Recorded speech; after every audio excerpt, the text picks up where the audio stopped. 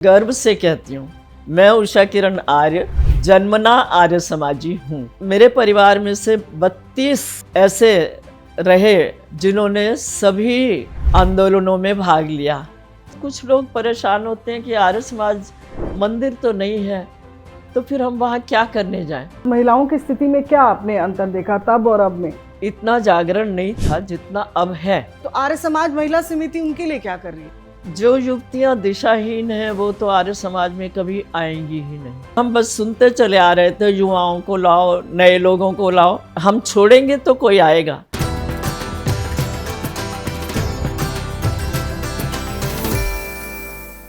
नमस्ते जी, इस विशेष पॉडकास्ट में मैं हरप्रीत कौर आप सभी का स्वागत करती हूँ। दोस्तों, कहते हैं कि जहाँ नारी जागृत होती है तो समाज प्रगतिशील बनता है। आर्य समाज की समर्पित नारी शक्ति को आज हम प्रणाम कर रहे हैं। हमारे साथ हैं श्रीमती उषा किरण आर्य जी। बहुत बहुत स्वागत उषा जी आपका इस कार्यक्रम में, हमारे पॉडकास्ट में, और आपका अभिनंदन और आपका बहुत बहुत आभार व्यक्त करती हूँ आपके योगदान के लिए। उषा जी, आप आर्य समाज के साथ कैसे जुड़े, कहाँ से आपने प्रेरणा ली? सर्वप्रथम तो हरप्रीत जी आपका और आपकी पूरी टीम का स्वागत करते हुए मैं भाव विभोर हूँ और मैं गर्व से कहती हूँ, मैं उषा किरण आर्य जन्मना आर्य समाजी हूँ। मेरा पूरा परिवार आदरणीय स्वर्गीय उत्तम चंद जी शरर, प्रोफेसर उत्तम चंद जी शरर के भतीजे आदरणीय देवदत्त बजाज जी की मैं पुत्री हूँ। और मेरे परिवार में से 32 ऐसे रहे व्यक्तित्व जिन्होंने सभी आंदोलनों में भाग लिया। स्वतंत्रता आंदोलन में भी, गौ रक्षा आंदोलन में भी, हिंदी आंदोलन में भी, हैदराबाद सत्याग्रह में भी, और भी जितने इस तरह से संबंधित थे उन सब में उन्होंने भाग लिया। और उसका कहीं ना कहीं प्रभाव मेरे ऊपर भी है। मैंने स्वयं भी, जब मैं 9th में पढ़ती थी, हम लोग अम्बाला में थे, तो विनोबा भावे भूदान आंदोलन, किसान अपनी प्रसन्नता से, उनको आंदोलन चल रहा था तो वो कहते थे हाँ मेरा खेत भी ले लो, हमारा खेत भी ले लो। इस तरह से एक प्रवाह बनता चला गया और उन्होंने बहुत सारी धरती इकट्ठा करके किसानों को दी थी जी। ठीक ऐसे ही आर्य समाज भी आजकल बहुत सारे अभियान चला रहा है जी, बहुत सारे प्रकल्प चल रहे हैं। जी, मैं ज़रूर दर्शकों को बताऊंगी कि दिल्ली आर्य प्रतिनिधि सभा की अंतरंग सभा है, उनकी विशिष्ट मनोनीत सदस्य हैं, और भी बहुत सारे, जैसे बता रहे हैं कि बहुत सारे प्रकल्पों में साथ आप जुड़ी हुई हैं। सारे अभी जो हमारी कार्यकारिणी नई बनी है आर्य केंद्रीय सभा की, जोगेंद्र खट्टर जी के उसमें आजकल वो प्रधान हैं और मैं उप प्रधान थी। आदरणीय रैली जी प्रधान थे, उन्होंने भी अपने पद को रिक्त किया, मैंने भी अपने पद को रिक्त किया, इसलिए कि बहुत वर्ष हो गए थे और हम बस सुनते चले आ रहे थे, युवाओं को लाओ, नए लोगों को लाओ। तो हम उसमें अग्रणी आना चाहते थे कि हम छोड़ेंगे तो कोई आएगा। पीछे बहुत सारी समितियां, 55 समितियां बनाई गई थी, तो उनमें से आर्य महिला समिति भी है, तो उसकी मैं अध्यक्षा अभी तक भी हूँ। और नशाबंदी समिति, वो भी मेरे ही पास है।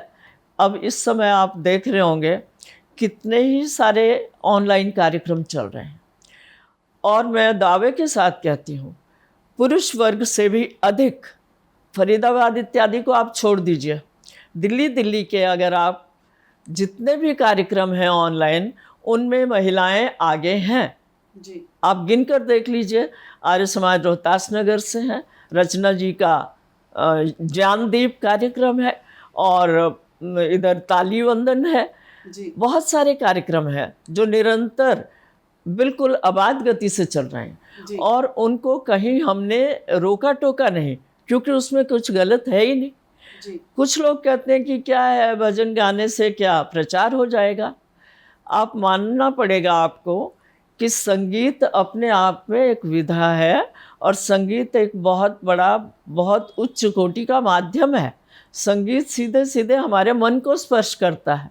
जो बात हम 10 मिनट में कहेंगे जी, भाषण के रूप में, सुर लय में जल्दी वो मन को छूती है। लयबद्ध होकर 2 जी। मिनट में उनको बांध लेगा बिल्कुल। और वो निश्चित रूप से हमारे साथ जुड़े रहेंगे। जी, उषा जी, जैसे आपने बताया कि महिलाएं और महिला समिति जी, में कार्य करी विशेष बिल्कुल। तौर पर, तो मैं वो जानना चाहूंगी वहां से आपकी शुरुआत कैसे हुई, कैसे जुड़ी आप इस महिला समिति में, क्या प्रेरणा देगी आपको?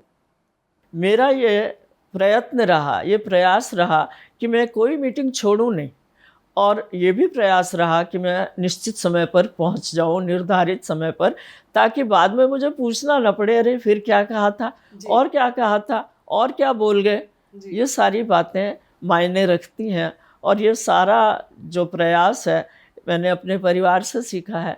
हम 7 बहनें हैं, अच्छा, और 7 में से 5 एजुकेशन में ही हैं। अच्छा, मेरी माताजी भी प्रिंसिपल रिटायर हुई, और बहुत ही खुले मन से कहूँगी, मेरी माताजी जब भारत अलग नहीं था जी, तब 5वीं पास थी, तब सभी 5वीं पास हुआ करते थे। बहुत बड़ी बात होती थी, बहुत महिलाओं बड़ी के बात लिए। थी। वो भी इसलिए कि एक भाई एयरफोर्स में ऑफिसर था, एक भाई रेलवेज में, कैनॉट प्लेस के सामने जो स्टेशन है, नई दिल्ली रेलवे स्टेशन, वहाँ वो सीनियर एग्जीक्यूटिव इंजीनियर थे, इलेक्ट्रिकल इंजीनियर। लेकिन लड़कियाँ वो वहीं की वहीं थी। फिर भी जब मेरी छठी सिस्टर का जन्म हुआ, तो ऐसे ही बैठे बैठे मैंने कहा, पिताजी मम्मी को ना इंग्लिश नहीं आती। तो बोले अब सिखा देते हैं। और मैंने और पिताजी ने मिलकर उनको विदिन 2-3 मंथ्स, और उन्होंने तैयारी करके उसी वर्ष अच्छा, 56 में अच्छा, मैट्रिक पास कर लिया। पंजाब, हम लोग अम्बाला में रहते थे तब, और उनके मार्क्स इतने ज़्यादा अच्छे थे, मैथ्स में 100 आउट ऑफ 100, ज्योग्राफी में उनका बहुत अच्छा सारा, और जितने मार्क्स उन्होंने 10वीं में लिए हम सब ने नहीं लिए, सारी बहनों ने उतने मार्क्स नहीं लिए, उनसे पीछे ही रहे। कारण कि एक मन में उम्मीद थी जी, कि मैं आगे बढ़ूं, मैं बढ़ रही हूं। और करते करते उन्होंने ग्रेजुएशन कर लिया। ग्रेजुएशन उनको मेरे पतिदेव ने कराया। अच्छा। उनको और उनकी 3 सहेलियों को, मित्रों को, जो कलीग्स थीं। रात को वो 8 बजे से 10 बजे तक क्लास लिया करते थे। वो स्वयं, मेरे हस्बैंड इकोनॉमिक्स में थे और हिस्ट्री में थे, तो सब्जेक्ट अपना था, बाकी हिंदी और इंग्लिश मैं लिया करती थी। और उन्होंने बहुत जल्दी ग्रेजुएशन कर लिया। बाद में एमए की तरफ भी झुकाव था, लेकिन मैं क्या कहूँ। उषा जी, आपके परिवार का सपोर्ट मिला, जैसे आपने बताया, माता जी को आपने पढ़ाया, आप पर मिलकर सबने। लेकिन बहुत सारी ऐसी आज महिलाएं हैं जिनको ये सपोर्ट नहीं है, सुविधाएं नहीं हैं, उनके पास ऐसे रास्ते बंद हैं, आज भी हैं। तो आर्य समाज महिला समिति उनके लिए क्या कर रही है? आर्य समाज महिला समिति जो अभी थोड़ा बहुत काम कर रही है, एक तो ये कि घर घर जाके कोशिश करके यज्ञ ज़रूर कराएं, और यज्ञ के पश्चात वो जो करंट टॉपिक्स हैं उनको लें। जैसे यही है, एजुकेशन का है, तो बहुत सारे अभी पीछे जो औचंदी वगैरह में कार्यक्रम हुए हैं, या इधर नीचे की साइड में भी हमने देखा है। और हमारी आर्य समाज की तरफ से नागालैंड वगैरह भी दयानंद सेवाश्रम संघ काफ़ी काम कर रहा है, तो उसमें भी मुझे सौभाग्य मिला नागालैंड 3 बार जाने का। मैं आदरणीय स्वर्गीय प्रेमलता जी के साथ करीब 15 दिन पहले रही हूँ, और ऐसे ही 10-15 दिन का शिविर फिर से लगा था, तो 3 बार मुझे वहाँ जाने का अवसर मिला, और मैंने उनसे बहुत कुछ सीखा। अपने दर्शकों को बताती हूँ कि अखिल भारतीय दयानंद सेवाश्रम संघ आज कितने सुदूर इलाकों में जाता है और कार्य करता है। बच्चों की शिक्षा हो या फिर उनको मूलभूत सहूलतें जो है वो प्रदान करना हो, बहुत सारे कार्य ऐसे कर रहे हैं, जैसे कि उषा जी बता रहे हैं। बात चल रही थी महिला समिति की। हमारी आर्य समाज हनुमान रोड की महिला समाज की प्रधाना हैं सुनीता बुग्गा, और उनके साथ रश्मि जी हैं, और भी कुछ महिलाएं हैं। तो वो घर घर जाकर यज्ञ भी कराती हैं, आर्य समाज क्या है उसके बारे में भी बताती हैं। अच्छा, कुछ लोग परेशान होते हैं कि आर्य समाज मंदिर तो नहीं है, तो फिर हम वहाँ क्या करने जाएं। उनको लगता है कि हर जगह मंदिर हो, प्रतिमा हो, और हम उनको यही समझाने का प्रयास करते हैं कि प्रतिमा हमें ठीक मार्ग पर नहीं ले जाती, बल्कि हमारा मार्ग रुकता है। तो हम उन्हें किसी न किसी तरह से कुछ प्रसंग देकर, कुछ बातें बनाकर, बताकर कुछ छोटी छोटी कहानियों के रूप में बताकर, जैसे महर्षि दयानंद के कुछ प्रसंग हैं और श्यामा प्रसाद जी के, या जो अच्छे अच्छे नेता हैं, श्रद्धानंद जी के बलिदान दिवस की बात लेकर, और क्योंकि उनको हम समूहों में ले भी जाते हैं तो उनको बताने का प्रयास करते हैं कि आर्य समाज है क्या। बताते हैं उनको कि आर्य का अर्थ है श्रेष्ठ। अब श्रेष्ठ तो ठीक है, उनको श्रेष्ठ की बात नहीं समझ में आती, फिर उनको बताना पड़ता है। तो ये सारे काम, ये सारी बातें, जितने भी महिलाएं एक्टिव हैं वो जाकर अपने अपने क्षेत्र में, कार्य क्षेत्र जितना भी उनका है आसपास का, उसमें वो काम कर रही हैं। ऐसे ही नशाबंदी समिति है, पहले अशोक गुप्ता जी के पास थी ये विभाग, और उन्होंने आर्य समाज विवेक विहार की को समझ लो अपना ऑफिस ही बना रखा था। और हमारे आदरणीय स्वर्गीय प्रधान सक्सेना जी वो उनका पूरा साथ देते थे और हम टीम के रूप में उनके साथ रहते थे। हमारे साथ सरोज यादव सबसे ज़्यादा काम कर रही हैं, और हमारे साथ साथ बहुत सारे अन्य भी कार्यकारिणी के सदस्य जो आर्य केंद्रीय सभा के हैं, उनमें से बहुत से सदस्य उसमें जुड़े हुए हैं। अखिल भारतीय दयानंद सेवाश्रम संघ की बात कर रहे थे, जो बालवाड़ी चलाई जाती है, वो बालवाड़ियाँ जब तब शायद शुरुआत हुई होगी ना, तो उसके बारे में कुछ बताना चाहेंगे? कि विनय जी ने मंच से माता जी की तरफ देखा और पता नहीं माता जी ने उनको क्या कहा, प्रेमलता जी ने कुछ इशारा किया और विनय जी ने कहा, उषा किरण जी अपनी छुट्टियों के 2 महीने दयानंद सेवाश्रम संघ को देंगी। मैंने कहा भाई 2 महीने तो कठिन है, कम करो। बोले अच्छा 1 महीना सही। मैंने कहा 15 दिन निश्चित हुए, और ये मेरा प्रयास भरसक प्रयास रहा। मैं किसी भी विकट से विकट परिस्थिति में भी 15 दिन वहाँ रहती थी निरंतर, बिना अप डाउन किए। कारण कि एक तो समय बचता था, फिर श्रम भी बचता था। प्रातःकालीन जो कार्यक्रम होते थे, अगर मैं यहाँ से वहाँ जाती तो काफ़ी देर लगती थी और काम छूट जाते थे। तो बच्चों से या उनके परिवारों से जब आप मिलते थे जी, उनका क्या प्रतिक्रिया होती थी? परिवार बड़े खुश होते थे। जो बच्चे वहाँ आए हुए होते थे, उनके माता पिता बाद में उनको लेने भी आते थे, तो वो बहुत खुश होते थे। और सरकार तो देती थी टिकट, एक साइड का वो खुद लेते थे, एक साइड का गवर्नमेंट देती थी। फिर उसमें बहुत सारे ऐसे प्रयास थे, जैसे आदरणीय कीर्ति शर्मा जी हैं, जैसे जोगेंद्र खट्टर जी हैं, उनके अपनी कॉलोनी में, अपने रानी बाग के क्षेत्र में, सारी दुकानों में हर एक के साथ संबंध बहुत अच्छे हैं। और वो कपड़ों के रूप में ड्रेसेस, वहाँ जो गुरुकुल चल रहा है रानी बाग में, बिना गिने वो थान के थान भिजवा देते थे, और फिर टेलर भी साथ के साथ। बच्चे भी प्रसन्न रहते थे और हमारा कार्य भी अच्छा चलता था। उषा जी, आपसे जानना चाहूँगी कि आपने तो उम्र के कई बसंत देखे हैं अभी, और उसमें आपने आर्य समाज के साथ महिलाओं की स्थिति में क्या आपने अंतर देखा तब और अब में? अंतर ये है कि आज से 5-6 वर्ष तक पहले तक इतना जागरण नहीं था जितना अब है। आप कहीं पर कहाँ कमी मांगती है? अगर हम आज की युवा मानते हैं, अगर कन्याओं को लेकर या विवाह को लेकर, परिवार को लेकर, बच्चों को लेकर एक सोच अलग बनती जा रही है। जो युवतियां दिशाहीन हैं वो तो आर्य समाज में कभी आएंगी ही नहीं। उनको जुड़ने के लिए बहुत प्रभावशाली व्यक्तित्व चाहिए, और आर्य समाज में ऐसे व्यक्तित्व हैं, बहुत सारे हैं, एक बड़ा वर्ग है। और समय समय पर हम हर आर्य समाज में प्रयास करते हैं कि जाएं और उनका उत्साहवर्धन करें। और वो जब महिला समाज के कार्यक्रम होते हैं तो आप कभी आकर देखा कीजिए उनकी संख्या, तब मुझे लगता है कि कौन कहता है कि आर्य समाज का काम नहीं हो रहा। जी, कौन कौन से प्रकल्प अभी महिलाओं को लेकर आर्य समाज कर रहे हैं?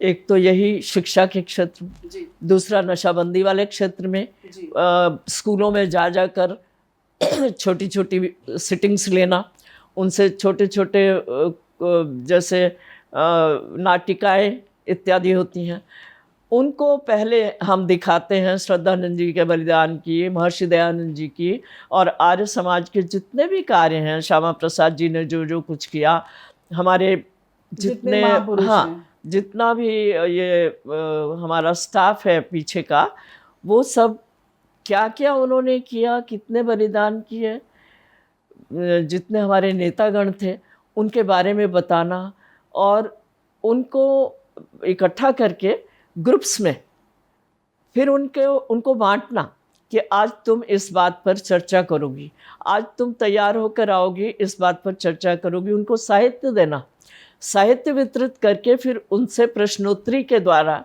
उस माध्यम से चलना। अब व्यवहार भानु बहुत सुंदर पुस्तक है, ऐसे ही आर्योदेश रत्नमाला है। आर्योदेश रत्नमाला तो सचमुच रत्नमाला है। अगर वो उसको पढ़ लेती हैं, उसके बारे में चर्चा करती हैं, तो फिर वहाँ से झुकाव आर्य समाज की तरफ मैंने देखा है महिलाओं का होता है। और उसमें बालिकाएं भी हैं, युवा भी हैं, हर वर्ग के हैं। और गांवों में अगर हम चले जाते हैं और चंदी इत्यादि ये छोटे छोटे जितने दूर के हैं गांव, अगर उनमें हम जाते हैं तो वहाँ बल्कि जागृति ज़्यादा है। जब हम वहाँ कोई कार्यक्रम करते हैं तो वहाँ पूरा का पूरा ग्रामीण परिवेश आपको वहाँ दिखाई देता है और पूरा का पूरा गांव वहाँ इकट्ठा होता है। और मिलजुल कर जब वो सहगान बोलती हैं, करती हैं, तो हमें लगता है नहीं, आर्य समाज पीछे नहीं है, आर्य समाज लगातार काम कर रहा है। बालवाड़ियों के माध्यम से हम एक बालवाड़ी के लिए कहते हैं, उनको राशि बताते हैं कि 3,000 रुपये, 1,500 रुपये इतना लगेगा, तो वो भरसक प्रयास करते हैं आगे नहीं। प्रेमलता माता जी का एक बहुत बड़ा आकर्षण था, वो ये नहीं कहा करते थे कि तुम क्या दोगे दान में, तुम क्या करोगे, तुम क्या, वो कहते थे एक बालवाड़ी खोलनी है, अपने बेटों को भेजना। महिलाओं को भी बुलाती थी वो, जो जैसे गुरुकुल था दान देने के लिए आते थे, तो वो कहती थी बैठो। और लंबी चर्चा करने के बाद उनको कहती थी बड़ा बेटा कहाँ जॉब कर रहा है, छोटा बेटा कहाँ जॉब कर रहा है, अच्छा बड़ा तो पहले से दे रहा है 5,000 रुपये महीना, छोटे को भेजना मेरे पास। अच्छा। और वो व्यक्ति आता था। और इस तरह से माताजी ने तो जाने कितने लोगों को वहाँ जोड़ा, उन्होंने बहुत काम किया। और मैं ऋणी हूँ कि उन्होंने हमें भी मार्गदर्शन ऐसा दिया कि अब छोड़ने को मन चाहता ही नहीं। अभी पीछे कुछ फॉर्म भरवाए गए थे प्रतिनिधि सभा की ओर से ही कि आप अपना परिचय देते हुए और बताइए कि आप क्या क्या करेंगे, क्या क्या आपके संकल्प। तो मैंने तो तभी संकल्प ले लिया था आजीवन जन्मना आर्य समाजी, तो आजीवन आर्य समाजी ही रहूंगी। आप समझते हैं कि आर्य समाज के साथ जब से आप जुड़े हैं, या ये जुड़े तो आप खैर शुरू से ही हैं, परिवार आपका है, तो जब आपने समझा आर्य समाज को, ये कह सकते हैं युवावस्था में आकर, या उसके लिए कुछ करने का आपने सोचा और उसके सिद्धांतों को जाना, तब आपके उसके बाद आपके जीवन में एक टर्निंग पॉइंट आया और आपकी एक दृष्टिकोण बदल गया समाज को देखने का। असल में दृष्टिकोण तो पहले से ही ठीक था, वहीं का था।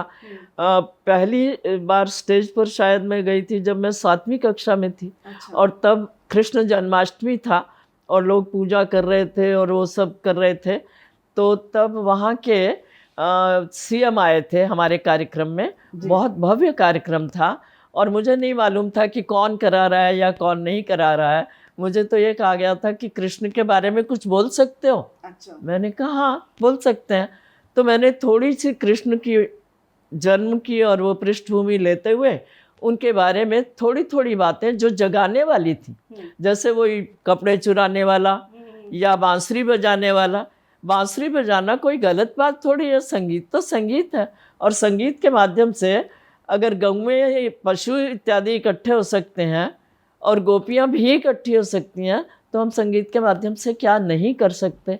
कृष्ण ने बहुत बड़ा काम किया और कृष्ण को तो हम योगी राज मानते हैं, ऐसा वो भी मानते हैं जी। वो लीलाओं का गलत अर्थ ले लिया गया। तो उसके बारे में थोड़ा सा मैंने लेके, और मुझे भी लगा कि हाँ मैं अच्छा बोल सकती हूँ। तब मैंने महसूस किया। और मेरे पिता इतना गर्व महसूस कर रहे थे उस समय, जब उन्होंने शायद हरि भाऊ जी थे सीएम, तो उन्होंने कहा था अच्छा तुम्हें किसने लिख के दिया था ये सब। मैंने कहा लिखा तो नहीं था, पर मैंने अभी जब मैं गई थी तो वहाँ मंदिर में एक कार्यक्रम हो रहा था, वो मैं सुन रही थी, तो उसमें बहुत सारी अच्छी अच्छी बातें थी और वहाँ नृत्य भी हो रहे थे। तो लोग कह रहे थे नृत्य तो नहीं होने चाहिए, नृत्य हमें जगाने के लिए है, नृत्य हमारा उत्साहवर्धन करने के लिए है। अगर हमारे अंदर उत्साह होगा तो हम उस कार्य को और अधिक अच्छी तरह से कर सकेंगे। तो अगर हमें महिलाओं के साथ लेना है, अगर हमें बालकों को साथ लेना है, बच्चियों को साथ लेना है, तो हमें थोड़ा सा उनके स्तर तक झुकना होगा। और अगर हम उनको अपने स्तर तक लाना चाहते हैं तो फिर समय भी दान देना होगा। तो मैंने तो उसी समय फॉर्म भरा और संकल्प ले लिया कि मैं आजीवन ये कार्य करती रहूँगी, अपनी कोई मीटिंग मिस नहीं करूँगी, कोई कार्यक्रम मिस नहीं करूँगी। और ईश्वर की दया है, अब कुछ समय से मैं थोड़ा सा अस्वस्थ चल रही थी, मैं 82 प्लस हूँ, तो अब शरीर की टूट फूट शुरू हो चुकी है। तो मेरा प्रयास कार्यरत हैं और ये बहुत बड़ी नहीं, बात मेरा है, प्रयास है इस एज में पूरा। भी। मैं 1 महीने से लगातार आर्य समाज भी जा रही हूँ, बीच में 3-4 महीने गलत रहा, तो अब मेरा रूटीन बिल्कुल ठीक है और मैं अपने कार्यों को अच्छी तरह से किए जा रही हूँ। बहुत, जैसे ये बालवाड़ियों की बात हो रही थी, मेरे देखते देखते ही आदरणीय प्रेमलता जी ने कितनी ही बालवाड़ियाँ खट्टर जी की सहायता से और बाकी सभा जितनी भी उनकी अपना ग्रुप है उनकी सहायता से शुरू कराई। और फिर हम बहुत सारे, केवल नागालैंड नहीं, मैं उनके साथ सिर्फ छत्तीसगढ़ को छोड़ दिया, बाकी ये सारा ये राजस्थान वगैरह ये सब, वहाँ हमने शिविर अटेंड किए। करीब करीब 60-70 बच्चों को एक साथ, बालिकाओं को ले जाना और वहाँ शिविर लगाना जी वर्धन जी के साथ, वहाँ रहकर। और फिर मैं हैरान हूँ कि पूरा राजकीय शासन वहाँ था, शासन के सब लोग वहाँ थे। ऐसे ही मैंने मॉरिशस में देखा था। हमने जब यज्ञ किया, सत्य प्रकाश जी अब नहीं है, स्वामी सत्य प्रकाश जी डॉक्टर उषा के बड़े भ्राता, लेकिन यज्ञ के बाद मैंने देखा कि वहाँ राष्ट्रपति से लेकर पूरी की पूरी संसद वहाँ थी और मैंने ऐसा कभी कहीं नहीं देखा। हमारे दिल्ली में इतना नहीं होता है। हमारे दिल्ली में अगर किसी राज्य की उसको बुलाया भी जाता है ना, तो बहुत कुछ तामझाम करना पड़ता है और कई बार कई बार हम उससे बचना भी चाहते हैं। आपसे ये जानना चाहूंगी कि अगर आप कार्यक्रम का मैं समापन करना चाहूंगी, लेकिन आधुनिक नारी आप किसे मानते हो आज के समय में? आधुनिक नारी किसे कहें हम? आधुनिकता कहाँ तक जा रही है? आधुनिकता का अगर हम गलत अर्थ लेते हैं तो लोग कपड़ों की तरफ ज़्यादा जाते हैं, जो कि आज की मांग है। अगर हम उस बात को छोड़ देते हैं, अगर हम उस बात को बुरी दृष्टि से नहीं देखते हैं, अपने मन के भाव को अच्छा रखते हैं, तो कहीं कोई कमी है नहीं। आप हमारी आर्य समाजों में क्या, हमारे विद्यालयों में आकर देखिए, सब कुछ सही है, सब कुछ ठीक है। कुछ पब्लिक स्कूलों को यदि छोड़ दिया जाए, और पब्लिक स्कूलों के अंदर तो कहीं कुछ गलत है ही नहीं, जहाँ गलत है तो वहाँ फिर परिणाम भी गलत हुए हैं। फिर आपको लगता है शिक्षा तो आधुनिक मिल रही है, लेकिन वो संस्कार आधुनिक अभी? संस्कार आधुनिक इसलिए नहीं मिल रहे कि एक तो डबल हमारी शिफ्ट्स हैं गवर्नमेंट स्कूलों की, और पब्लिक स्कूलों की शिफ्ट सिंगल होती है। लेकिन पब्लिक स्कूलों की मॉरल एजुकेशन का कहीं कोई लेना देना नहीं है।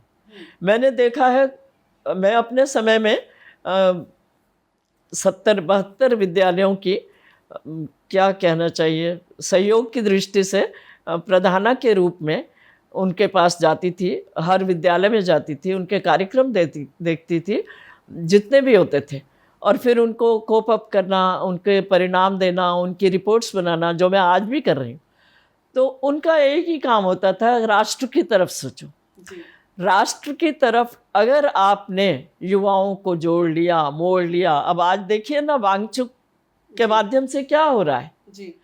एक वर्ग तो बहुत अच्छा जा रहा है कि नहीं, अन्याय नहीं होना चाहिए, ये सब जो चोरी चकारी हो रही है, बेचना, पेपरों को बांटना और ये सब करना, ये सब अनुचित है, सब समझते हैं। लेकिन जिनका धंधा ही यही है, जिनका व्यापार ही यही है, पहले तो उनको तोड़ना है। लेकिन उसमें भी अगर महिलाएं आगे आती हैं तो वो कार्य निश्चित रूप से सफलता प्राप्त करेगा। जी उषा जी, दिल्ली आर्य प्रतिनिधि सभा के जो 50 वर्ष का जो स्वर्णिम वर्ष है, गौरवमय पल है, ये आपको शुभकामनाएं देना चाहूँगी, और आपका शुभ संदेश कोई आप देना चाहें अगर?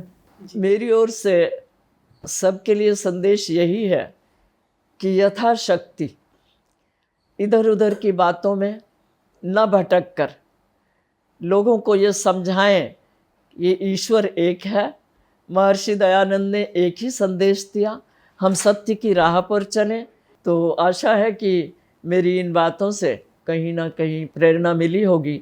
मेरी प्रेरणा स्रोत तो मेरी प्रतिनिधि सभा है, आर्य केंद्रीय सभा है और महिला सभा है। प्रांतीय महिला सभा इस समय काफ़ी अच्छा काम कर रही है और ऑनलाइन जितने कार्यक्रम चल रहे हैं उनके द्वारा हम सचमुच घर घर तक मार्गदर्शन एक प्रकार से पहुंचा रहे हैं, कर रहे हैं। आर्य समाज क्या कर सकता है बता रहे हैं और अगर हम उन सब बातों को मानते रहे, उनके बारे में बातचीत करते रहे और अपने संदेश को पहुंचाते रहे तो आर्य समाज निश्चित रूप से महिलाओं को आगे लेकर चलेगा और महिलाएं निरंतर आगे बढ़ती चली जाएंगी। इन्हीं शब्दों के साथ मैं सबके लिए बहुत बहुत धन्यवाद करना चाहेंगे। बहुत बहुत धन्यवाद आपका और बहुत बहुत आभार आपका। धन्यवाद। तो वैदिक प्रचार में, सेवा में, समाज निर्माण में जो भी माताएं बहनें जुड़ी हुई हैं आर्य समाज के साथ, उनका भी हम हृदय से अभिनंदन करते हैं और उनको भी धन्यवाद करते हैं। तो इस पॉडकास्ट में मैं विदा लूँगी, फिर मिलेंगे। नमस्ते।